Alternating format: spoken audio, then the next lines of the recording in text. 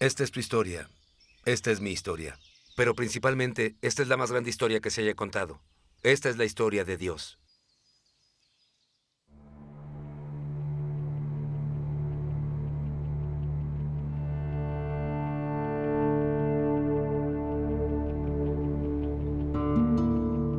Tres días después de haber llegado a Jerusalén, salí de noche acompañado de algunos hombres, pero a ninguno de ellos le conté lo que mi Dios me había motivado a hacer por Jerusalén.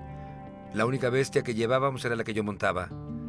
Esa noche salí por la puerta del valle hacia la fuente del dragón y la puerta del basurero.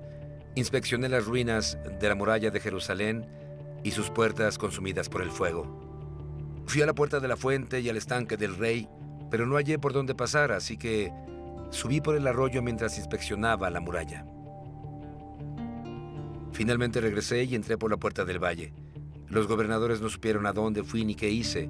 Hasta entonces no había dicho nada ni a judíos, ni sacerdotes, ni nobles, ni a los gobernadores, ni a los que estaban trabajando en la obra. Les dije, ustedes son testigos de nuestra desgracia.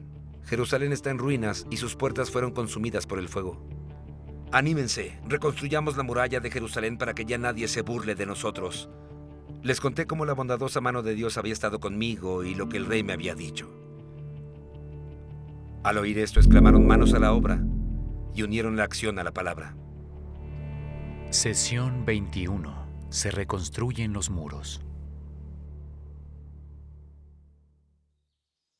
El Antiguo Testamento termina con 3 proyectos de reconstrucción. Tenemos la reconstrucción del templo bajo el liderazgo de Zorobabel. Dios quiere tener un nuevo lugar en donde habitar. Otra vez se reanudan los sacrificios por los pecados.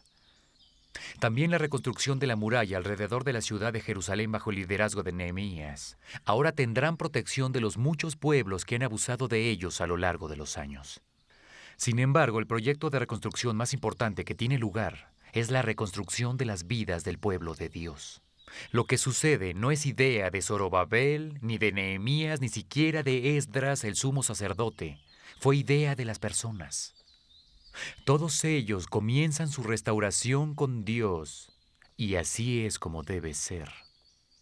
Todos se reúnen en la puerta de la fuente, todos, los hombres, las mujeres y los niños. Ellos le piden a Esdras que saque el libro de la ley de Moisés. Habían pasado 140 años desde que alguien les leyera la palabra de Dios. Tienen hambre de ella. Habían pasado por muchas cosas, habían sido justamente disciplinados por Dios y ahora estaban listos para escuchar. La historia nos cuenta que estaban sentados al borde de sus asientos. Esdras les va a leer todo el libro de la ley. Tal vez recuerdas que Josué hizo lo mismo después del pecado de Acán. Esa experiencia espiritual sirve para reenfocarse, recentrarse y recordarle a Israel lo que es importante. Ayuda en el programa de reconstrucción de una vida alineada con la historia primaria de Dios. Esta ha sido nuestra meta mientras hemos avanzado juntos a lo largo de la historia, que Dios nos vuelva a enfocar, centrar, recordar y reconstruya nuestras vidas teniendo en cuenta lo que es fundamental, su historia primaria. Así es como todo se desarrolló. Esdras, a quien la gente podía ver porque él estaba en el lugar más alto, abrió el libro y todo el pueblo se puso de pie. Entonces Esdras bendijo al Señor, el gran Dios, y todo el pueblo, levantando las manos, respondió, amén y amén. Y luego adoraron al Señor, inclinándose hasta tocar el suelo con la frente. Nehemías 8:5-6. La palabra hebrea para amén literalmente significa que así sea. Qué actitud tan diferente a los días de los reyes. La historia continúa. Los levitas le explicaban la ley al pueblo, que no se movía de su sitio. Ellos leían con claridad el libro de la ley de Dios y lo interpretaban de modo que se comprendiera su lectura. Nehemías 8:7-8. Los levitas, los que servían en el templo, organizaron a la gente en pequeños grupos, asegurándose de que las personas entendieran lo que se estaba leyendo. La Biblia a veces es difícil de entender. Necesitamos a otros que nos ayuden para asegurarnos que todos entendemos el mensaje. Esa es la segunda meta a lo largo de la experiencia de la historia. Que toda la iglesia, toda la familia, atraviese junta tal experiencia para poder ayudarnos unos a otros a entenderla. Eso hace que los grupos pequeños sean tan geniales. Luego nos cuentan que las personas comenzaron a llorar. No se trataba de algunas lágrimas, sino que se deshicieron en lágrimas. ¿Por qué? Porque estaban escuchando las palabras de Dios. su amor, su deseo de estar con ellos, su promesa, su plan para recuperarlos, y sin duda se sentían agobiados por el arrepentimiento y la alegría al mismo tiempo. Nehemías, el gobernador, tuvo que intervenir y reconfortarlos. Les dijo que ese era un día santo. Les pidió que volvieran a casa y celebraran, que compartieran una comida juntos. ¿Por qué? La historia simplemente dice que estaban felices de haber comprendido lo que se les había enseñado. Nehemías 8:12. Las personas hoy en día sienten la misma emoción cuando finalmente entienden de qué se trata la Biblia. La Biblia no consiste en 100 pinturas antiguas sin relación, sino constituye un mural entretejido que habla del gran amor de Dios por nosotros y hasta dónde es capaz de llegar para recuperarnos. Es impresionante cuando tu alma finalmente entiende el mensaje, a menudo derramando lágrimas de alegría. Pero no todo termina ahí. Conforme leían la ley, descubrieron cosas que no estaban haciendo. Como Juan nos dice en el Nuevo Testamento, no solo querían ser oidores de la palabra, querían ser hacedores de la palabra. Así que al descubrir en la ley que se suponía que deberían estar celebrando esa festividad llamada la fiesta de los tabernáculos, fueron a hacerlo. La historia nos cuenta cómo los israelitas no habían hecho esto desde los días de Josué, hijo de Nun. Hicieron una gran fiesta. Nehemías 8:17. Obedecer la palabra de Dios, alinear nuestras vidas con su plan, trae alegría a nuestra existencia como nada lo puede hacer. Esto también es verdad para nosotros. Tal vez pasaste algo por alto, igual que yo cuando lo leí por primera vez, pero lo único que no reinstalaron fue a un rey. Esto nunca fue la idea perfecta de Dios, pero lo permitió.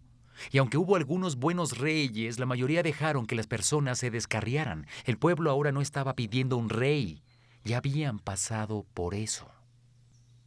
La última persona que habla antes del final del Antiguo Testamento es Malaquías. Nos dice que el siguiente profeta que hablará en nombre de Dios nos va a presentar al que hemos estado esperando. Aquel que nos va a proporcionar la solución de una vez por todas para volvernos a Dios. Él nos va a presentar al Mesías. Así es como lo dice. El Señor Todopoderoso responde: Yo estoy por enviar a mi mensajero para que prepare el camino delante de mí. De pronto vendrá a su templo el Señor a quienes ustedes buscan.